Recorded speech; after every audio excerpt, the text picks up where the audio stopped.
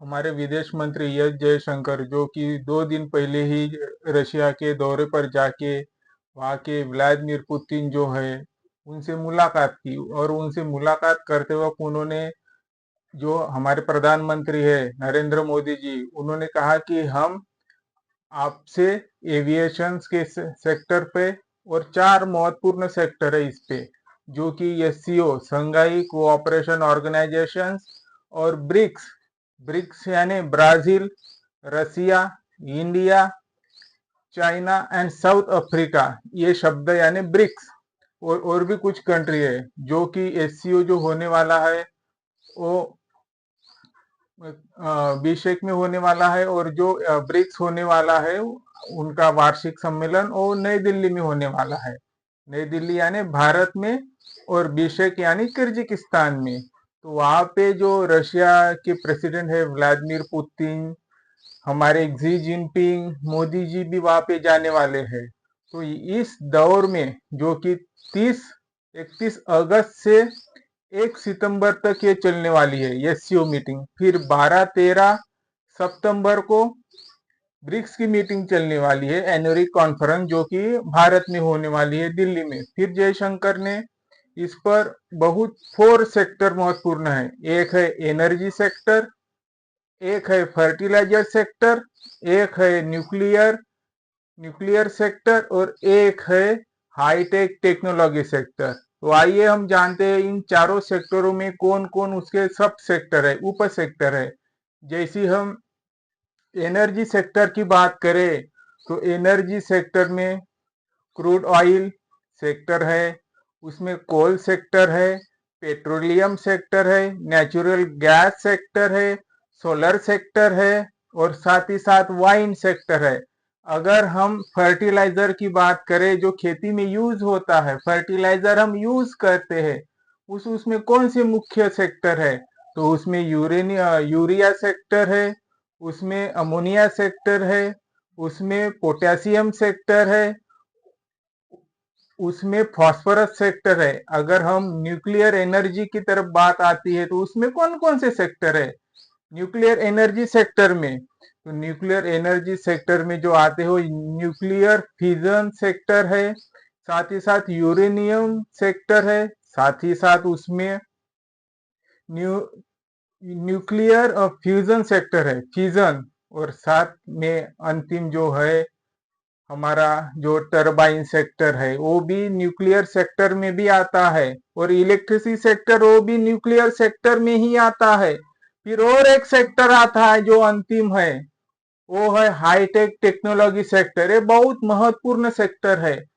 इसमें कौन कौन से सब सेक्टर आते हैं? Artificial intelligence sector, advanced computing and supercomputing sector, space and satellites technology sector, aerospace aviation technology sector, advanced and advanced and advanced and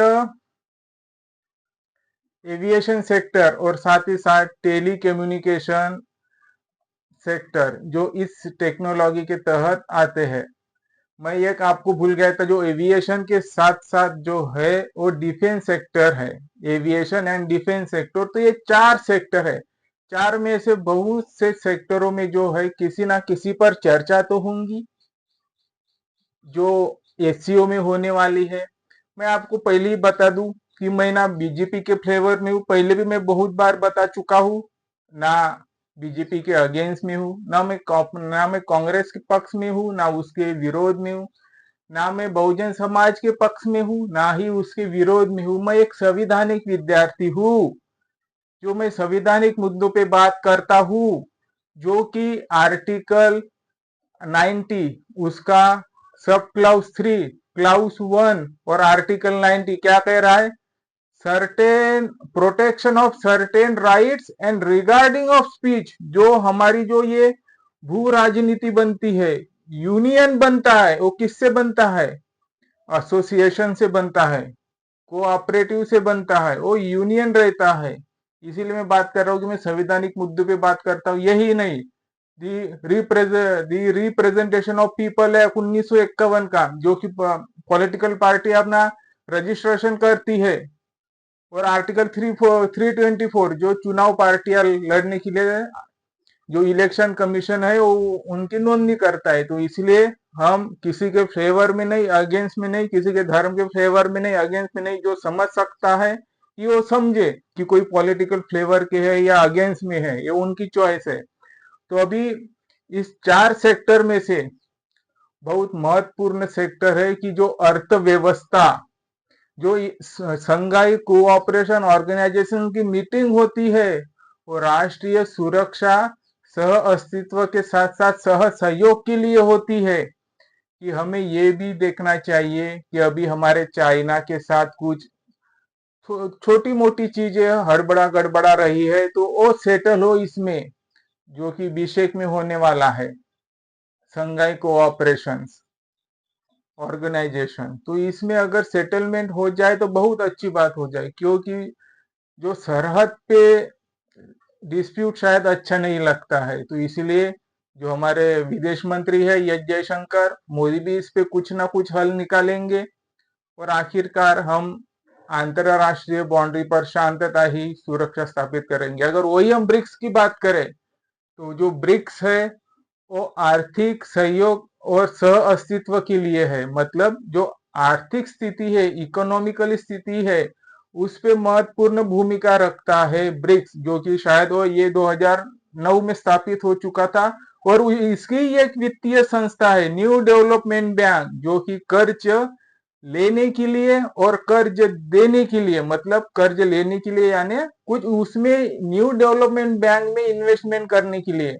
देखिए, भारत एक गिवर टेकर है, मतलब देने वाला देश है। तो हमें सदैव देने वाला होना चाहिए, ना ही लोन लेने वाला। मैं अगर कुछ बात करूं, जो नदियां होती है, वो नदियां जो रहती है अपना पानी लोगों को बांटती है, इसीलिए वो मीठी होती है। अगर समंदर की बात करें, तो समंदर सबका पानी लेता है, इधर उधर से कुछ ना कुछ लेते आते रहता है, इसीलिए वो खारा होता है। और जो कुछ भी नहीं करता है वो बदबूदार होता है। तो इसीलिए हमें यही समझना चाहिए कि हम जो है आर्थिक परिस्थितियों से कैसे उबार सके, इससे कैसे निकल सके।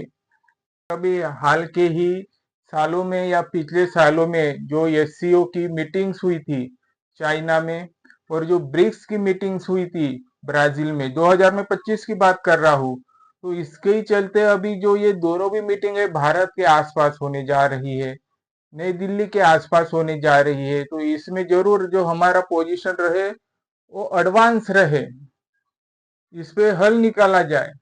तो इस पे हल कैसे निकाला जाए आर्थिक स्थितियों का, जो ये चार भी सेक्टर है हमारे एस जयशंकर जी ने कहा इस पे बात होंगी, ये सबके लिए होनी चाहिए। कौन से sector? Energy sector, fertiliser sector, nuclear sector और हाईटेक टेक्नोलॉजी सेक्टर। ये देश के अंतिम व्यक्ति के पास तक जानी चाहिए, तभी इस सेक्टर का कुछ उपयोग होगा। नहीं सभी व्यक्ति के पास जाती ही है, पर मैक्सिमम तौर से 80-90% अंतिम देश के व्यक्ति के पास जाए तो हम अर्थव्यवस्था सुधार सकते हैं। नहीं तो भी हमारी शिक्षण अर्थव्यवस्था कोलैप्स हो चुकी दिख रही है। एम्प्लॉयमेंट रेट जो है वो बहुत कम हो चुका है। तो इससे हमारी जो अर्थव्यवस्था है उसको आधार कैसे क्या रहेगा? एक तरफ यूक्रेन रशिया का युद्ध है, वो आर्थिक तंगियों से जूझ रहे हैं। हम रशिया के साथ कॉन्ट्रैक्ट कर रहे हैं, उस पे क्या इस पर असर गिरेगा, क्या असर नहीं हो जाएगा आर्थिक व्यवस्था पर। अगर वही हम यूनाइटेड स्टेट की बात करें, तो यूनाइटेड स्टेट ने इकोनॉमिक अनस्लॉट ऑन तेहरान कर दिया है, जो कि ट्रेजरी सेक्रेटरी है वहां के बेसेट, स्कॉट बेसेट, उन्होंने कहा कि हम तेहरान पे 5 चीजों पे जो उनके कॉन्ट्रैक्ट है उसको इकोनॉमिक ऑनस्लॉट कर रहे, मतलब अर्थव्यवस्था पे दबाव या कुछ परिवर्तन ला रहे हैं।